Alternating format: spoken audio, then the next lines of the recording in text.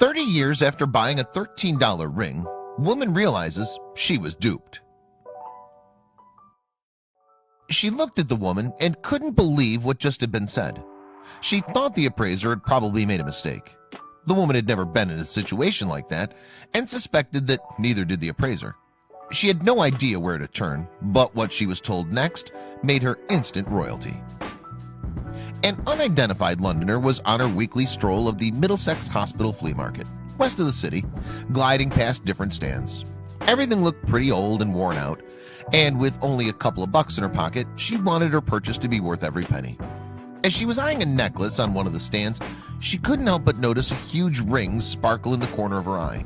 She turned to the ring and knew that fate had brought her to it. The woman, who remains anonymous as per her request, wanted to get herself something beautiful and luxurious. Well, she knew it looked like something she could never afford.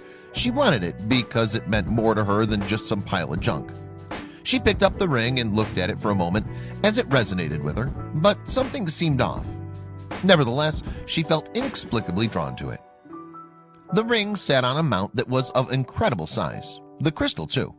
The whole piece looked like jewelry from a fairy tale, and the woman knew she had to have it. A piece of jewelry that not only she loved with all her heart, but would serve as a talisman to remind herself that one day, if she worked hard enough, she'd buy a real diamond. Little did she know that everything was about to change. She completed her purchase and spent her last remaining £10, $13, on the incredible piece. From then on, she wore the ring every day, everywhere. Years passed and her talisman was still by her side. Being of humble background, she didn't need much else, so she kept this piece close to her. It made her feel like a princess, even 30 years later. But one day, a strange trip to the grocery store turned her life upside down. On a beautiful afternoon on her way home from work, the Londoner stopped at a nearby grocery store. She grabbed all the stuff she needed and headed to the checkout line. While waiting, she could not help but notice a stranger ogling at her hand. She thought this was very peculiar, but she brushed off her train of thought and continued waiting for her turn. What she didn't know was that the stranger, a mysterious man, was not going to let her out of his sight. The man wouldn't stop gazing at her ring, and the woman was beginning to feel uncomfortable. Her turn finally came up and she quickly paid for her products and headed out the door, still noticing the gaze of the man following her every move. She quickly became suspicious and feared for the worst. And that's when she noticed that he was still following her. What did this man want? And how could she get rid of him? The woman quickly walked towards her car, aware that the man was still trailing her. She tried to keep him in her peripheral vision as she tried to lose him in the crowd, but he seemed unshakable. She wondered what he wanted from her, or was she just being paranoid? Then the gap between her and him closed and she felt him right behind her. She spun around to confront him, and then he said something that completely blindsided her. The mystery man had followed her because something about her costume jewelry had caught his eye. And then he asked her something that left her questioning everything. Seeing the panic on her face, and with his greedy eyes never leaving her hand, he quickly asked her if she minded giving him a closer look at her ring.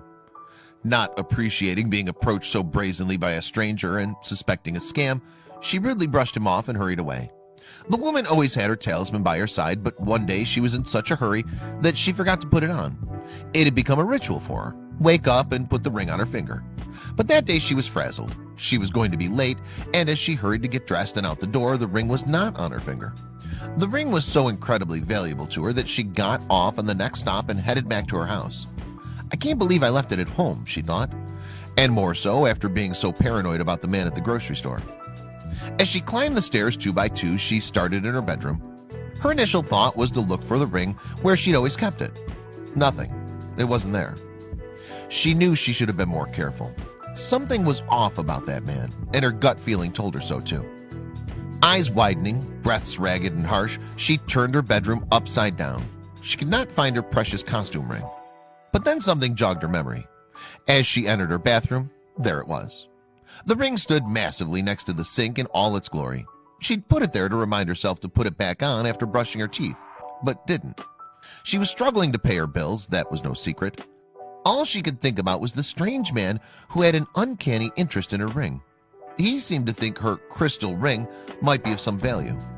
Who had it belonged to, she thought. The encounter with the man had been enough for her to take the ring to Sotheby's, London. Maybe they could answer her question and relieve her anxiety. She wondered longingly if it had belonged to someone famous. The ring was old, the silver was tarnished, and there was a lot of dirt on it. But what secrets was it holding? A couple of anxious days later, she would finally know the mind-bending truth. The suspense was killing her, and suddenly a sense of dread came over her. Sotheby's said they'd keep it for a couple days to run some tests on the stone, and her heart plummeted. Then Sotheby's jewelry in London confirmed the stone's authenticity. It turned out that her ring was a giant 26-carat cushion-shaped white diamond from the 19th century. The Londoner couldn't believe it. Surely they'd made a mistake. How could she have been wearing a ring of such value all this time? Sotheby's had all the answers. Jessica Wyndham, who heads the auction house's jewelry department, explained that a ring of such value was probably owned by someone in the royal family in the 19th century. And because the diamond cutting was slightly dulled and deeper than nowadays, it could trick people into thinking it's not a genuine stone. With an old style of cutting, an antique cushion shape, the light doesn't reflect as much as it would from a modern stone cutting. Cutters work to conserve all the weight rather than making it as brilliant as possible. The antique shape and older style had disguised its true brilliance for all these years. They also went on to explain why they took so long to get it authenticated and valued. We confirmed that it was indeed a diamond. We tested it with the Gemological Institute of America, and that then dictated the price, said Jessica Wyndham. Jessica Wyndham told the unidentified woman that the ring could go for as much as £350,000. That's about $450,000, if it were auctioned. The head of the auction house continued to explain the cut of the stone probably would have meant that it didn't sparkle, plus it was all dirty, no one would really think it was real. They came in with the idea that it might be real, but they had no idea of its value, Wyndham added. The Londoner knew when she was standing at the flea market that the ring sparkled. That's what caught her attention. But maybe her talisman only shone for her. Having led a life from paycheck to paycheck, another person's junk was her treasure, and it just changed her life. The ring was sent to auction and got sold for a staggering amount of £656,750. That's almost $850,000. Not only did this great little possessions auction make her life a whole lot easier, but she finally knew that she'd been a princess all along. But how do you know if your costume jewelry is valuable?